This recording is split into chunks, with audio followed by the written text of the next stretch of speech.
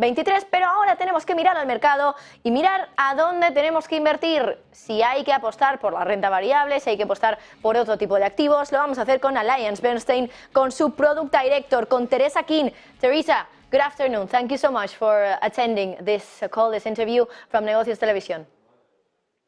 Good afternoon. Thank you very much for having me. Teresa, 2023 was a strong year for equities, but also an extreme style environment. Can you comment on that? Is it likely to continue? Yes, my goodness, yes, it was very much an extreme style environment. If you look back at 2023, equities as a whole actually closed very strongly, up 24% for the year. And of course, that fourth quarter rally, again coming in very strongly at 11.4%. And really what happened in the last 4 months of the year really was that the Fed pivoted from that all-hands approach on deck with regards to the fight against inflation to a more balanced approach, signalling that they were really quite pleased with the way inflation was progressing and moving downwards in that downward trajectory, reaching its target. And of course, financial markets were very happy to price in that very good news. But of course, the year as a whole really was quite risky and quite volatile. And some of that, and certainly the concentration that we experienced in the market, was certainly flowed through to the returns at the end of the year. So looking at the returns at the sector level, for example, there was a wide dispersion of returns with technology, consumer discretionary and consumer communications, should I say, really strongly outperforming. They are really the home to the Magnificent Seven. And if you contrast that in particular with the more traditional defensives, consumer staples, for example, delivered just that 2.3%. That's pretty much a 50% difference in the returns from the highest performers to those laggards. And of course, some of that then was reflected in the style returns that we saw, with growth delivering 37% over the full year. And then, of course, the main vol just delivering 7.4%. So again, that's a 30% difference between growth and defensive stocks. Really, there were only twice where we have seen that happen before in the past 20 years, and that was during COVID, but also as well in the tech bubble, where we saw such an extreme style environment. The rally in the fourth quarter, of course, wasn't just caused by the Magnificent Seven. It was also caused by more speculative high-risk assets such as the non-profitable tech and Bitcoin, which really strongly outperformed. So that gives you an idea of the disparities that we saw in the markets and some of the risks that we were contending with as well throughout the year. With that backdrop and a month into 2024, what are your key thoughts around the year ahead? I think the key things that the team are certainly thinking about really is regards, inflation. While last year was all about inflation coming, the fight against inflation, this year it's very much about inflation is lower, rates are likely to be lower. We're anticipating those rate cuts in the second quarter or the third quarter of this year. And really the key question around that is how fast and, how much lower. And then the second thing is around the Magnificent Seven. How much higher are they likely to go? Are they likely to continue to outperform? And then with regards to generative AI, which was obviously a very big theme last year, the question really is around implementation and certainly the timing of that this year.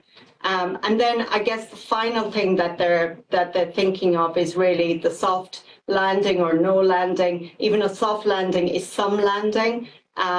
We are in line with consensus on that. However, there could be some further volatility. There's a lot of political volatility, geopolitical volatility currently still in the markets. And so it's likely to be a bumpy road ahead.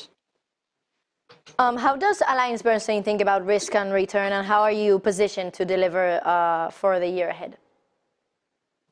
Well, if we think about just the current environment, first of all, in terms of how we're thinking about risk, and one of the key risks that we're seeing today is around price, so valuation risk. And really, we are if you look at the Magnificent Seven, they're really trading at peak valuations. They did pull in the fourth quarter, but it's still valuation risk is a key risk. And of course, the Goldilocks scenario with regards to falling rates and soft landing also could disappoint. So in terms of the environment that we're operating in, we're really mitigating crowding with that price discipline, really focused on price discipline. And then we're offsetting that earnings risk as well with stability. And then also with regards to quality, we're very much focused on making sure that we're continuing to invest in quality companies. And AB as a whole, and particularly for this strategy, we're thinking, how do we think about risk and return? Really, the last 3 years have really been a great example with regards to how we think about risk and return as a whole.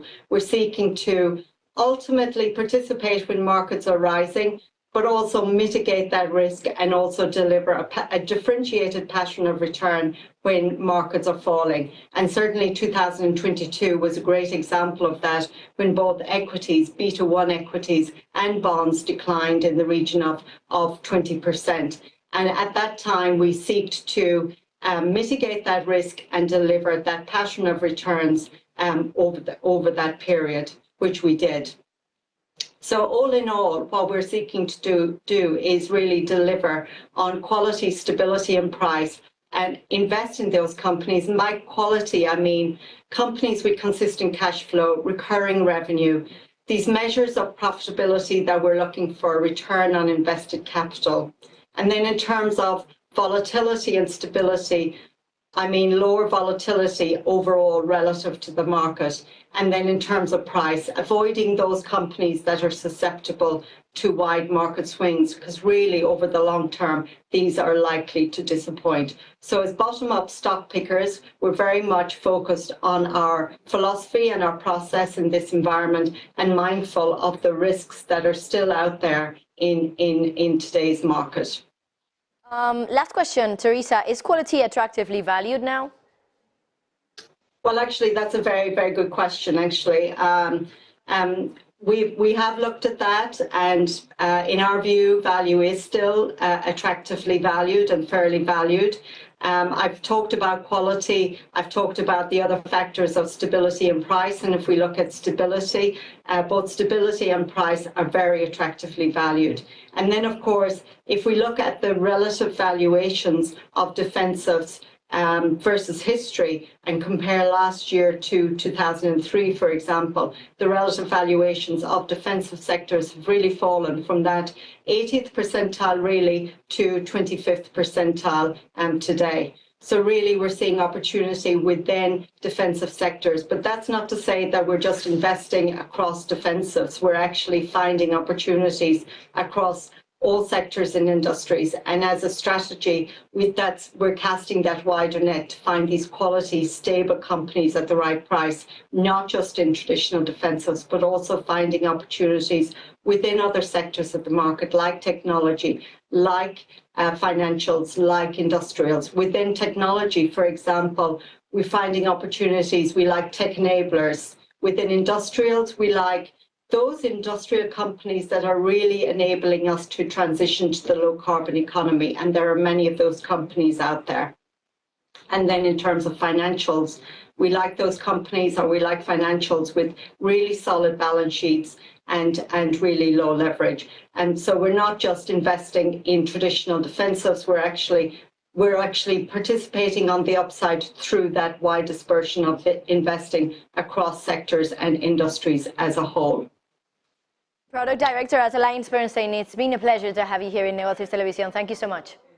Thank you very much. Appreciate it. Bye bye. Bueno, pues entre otras cosas nos decía Teresa Keane que el año 2024 va a ser un año lleno de baches, entre otras cosas con volatilidad política, ya saben que tenemos muchos procesos electorales, y volatilidad geopolítica, ya saben que también el mundo precisamente está pues prácticamente en conflicto por todos lados. Nosotros miramos ahora a Europa.